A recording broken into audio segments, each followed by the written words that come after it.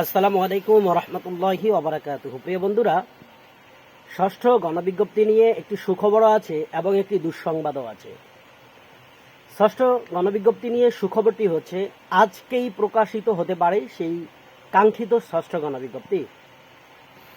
আর দুঃসংবাদটি হচ্ছে এনটিআরসি এর পক্ষ থেকে জানানো হয়েছে, তারা বলেছে যে ষষ্ঠ গণবিজ্ঞপ্তিতে তারা বলেছিল 1,01,000-এর উপরে শূন্যপদ আছে এবং বিভিন্ন প্রতিষ্ঠান থেকে 1,01,000-এর উপরে শূন্যপদ তারা পেয়েছে।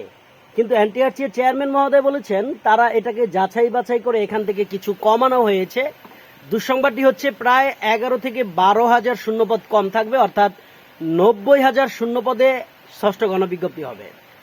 প্রিয় বন্ধুরা, এটা হচ্ছে আপনাদের জন্য দুঃসংবাদ, এবং সুসংবাদ হচ্ছে আজকেই ইনশাআল্লাহ আপনাদের সেই কাঙ্ক্ষিত ষষ্ঠ গণবিজ্ঞপ্তি প্রকাশিত হতে পারে।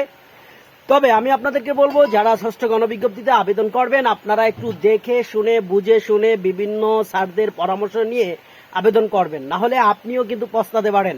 প্রিয় বন্ধুরা, আপনি যদি একটু দেখে শুনে ভালো করে আবেদন করতে পারেন তাহলে এবছরই আপনার ইনশাআল্লাহ স্কুল কিংবা মাদ্রাসায় চাকরিটা নিশ্চিত হয়ে যাবে। ভালো থাকুন, সুস্থ থাকুন। যে কোনো পরামর্শের জন্য কমেন্ট সেকশনে আমাকে জানাতে পারেন, আমি আপনাদের সাথেই আছি।